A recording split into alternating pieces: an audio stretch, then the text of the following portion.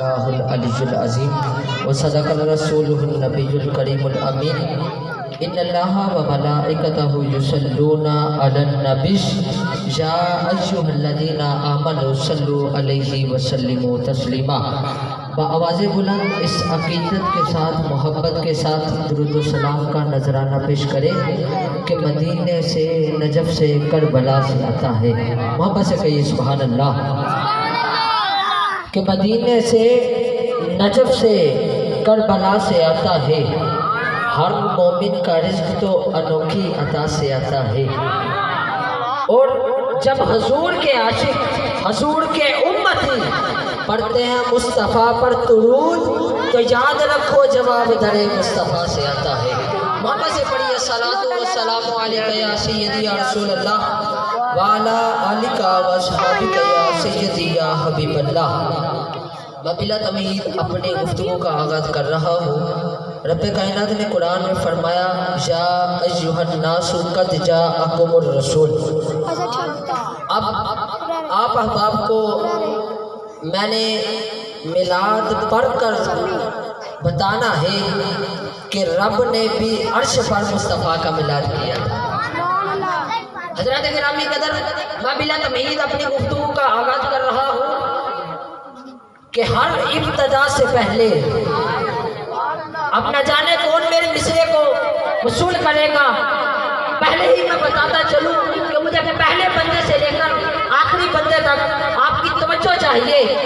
ذرا سمجھ کیجئے گا کہ ہر ابتدا سے پہلے، ہر انتہا کے بعد ذات نبی بلند ہے ذات خدا کے بعد۔ اب نہ جانے کون میرے ساتھ ملے گا، میرے جملے کو وصول کرے گا۔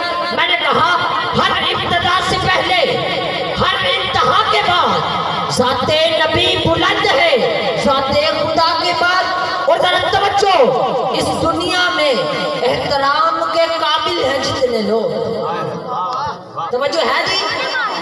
میں نے کہا کہ ہر ابتدا سے پہلے، ہر انتہا کے بعد ذات نبی بلند ہے ذات خدا کے بعد۔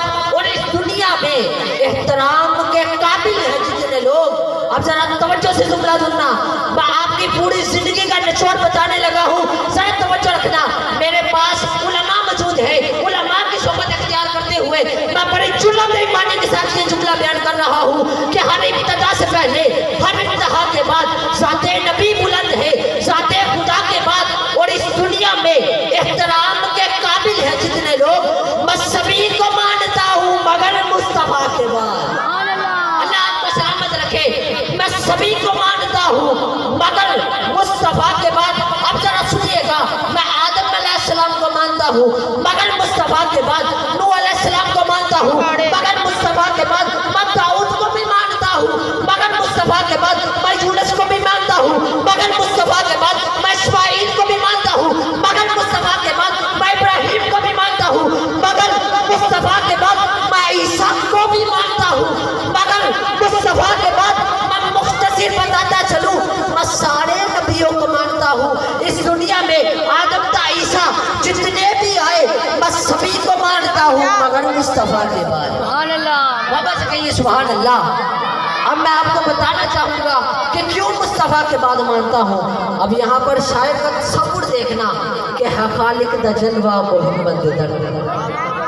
اب میں نے آپ کو بتانا ہے کہ کیوں مصطفیٰ کے بعد میں سب نبیوں کو مانتا ہوں، خدا کی ساری خدائی کو مصطفیٰ کے بعد مانتا ہوں۔ اب ذرا آپ نے توجہ رکھنی ہے کیونکہ ساری گفتگو کا نچوڑ یہ ہے کہ خالق دا جلوہ محمد درتے ہے جنت دا رستہ محمد درتے۔ اب نہ جانے کون کون بندہ جنت میں جانا چاہتا ہے کہ ہے خالق دا جلوہ محمد درتے ہے جنت دا رستہ محمد درتے۔ بچن وار دیوا رکھے فتوحاتوں صدقے جاوا ان زلفے دوتا تو۔ جو منگیا محمد نے وہ پایا خدا تو ہے جگ سارا منگتا محمد درتے۔ جو منگیا محمد نے وہ پایا خدا تو ہے جگ سارا منگتا محمد درتے۔ تو کی جانے محمد دا رتبہ چلے ہے عرش بھی محمد دے پیراں دے تھلے۔ زمانے دا سجدہ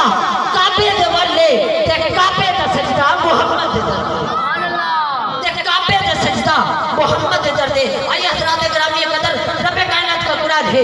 اللہ نے قرآن میں فرمایا یا ایھا الناس. اب میں ترجمے کو مختصر سا آسان کرتا چلوں. رب کائنات نے کہا یا ایھا الناس، اے نسل انسانیت. محبت سے کہیے سبحان اللہ. رب کائنات نے کہا کہ یا ایھا الناس، اے آدم نبی کو ماننے والوں.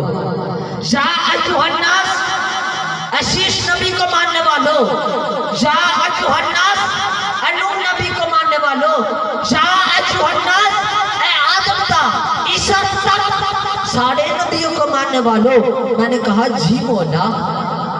اب یہاں پر توجہ آپ نے رکھنی ہے. میں نے ایک مصرع پڑھنا ہے اور حاضری کو چھوڑ دینا ہے. مائے قبلہ علامہ سفیان صاحب کے حوالے کر دینا ہے. یا ایھا الناس، اے نبی کی پاک بیٹی لاڈلی بیٹی سیدہ کو ماننے والوں. اب جو سیدہ فاطمہ کے در کا کمی ہے نا، گٹ کے گئے سبحان اللہ. آپ یہاں پر سبحان اللہ کہیں، میں قرآن پڑھتا ہوں. کہیے سبحان اللہ. قرآن نے کہا وَأَزْوَاجُهُ وَأُمَّهَاتُهُ کہ مومن وہ ہے جو مصطفیٰ کے گھر والیوں کو اپنی پاک مائیں مانے.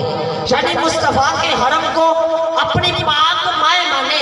اب میں نے مختصر سی آپ کو بات سمجھانی ہے. آپ میری بات پر توجہ کرنا ہے کہ رب کائنات نے کہا وَأَزْوَاجُهُ وَأُمَّهَاتُهُ کہ مصطفیٰ کی حرم کو اپنی مائیں ماننے والوں تم لوگ مومن ہو. اب یہاں پر توجہ کرنا. جو خواتین پلی کسی اور کے گھر میں، جمی کسی اور کے گھر میں، مگر مصطفیٰ کے حرم میں آ جائے وہ پاک مائیں پاک. اور جو صحابہ جمے کسی اور کے گھر میں، پلے کسی اور کے گھر میں، لیکن مصطفیٰ کے ہاتھ میں بیعت کر لے وہ پاک صحابہ پاک. اب یہاں پر آپ نے توجہ رکھنی ہے. میں نے کہا جو خواتین پلے کسی اور کے گھر میں، جمے کسی اور کے گھر میں، مصطفیٰ کے حرم میں آ جائے وہ پاک مائیں پاک ہو جاتی ہے.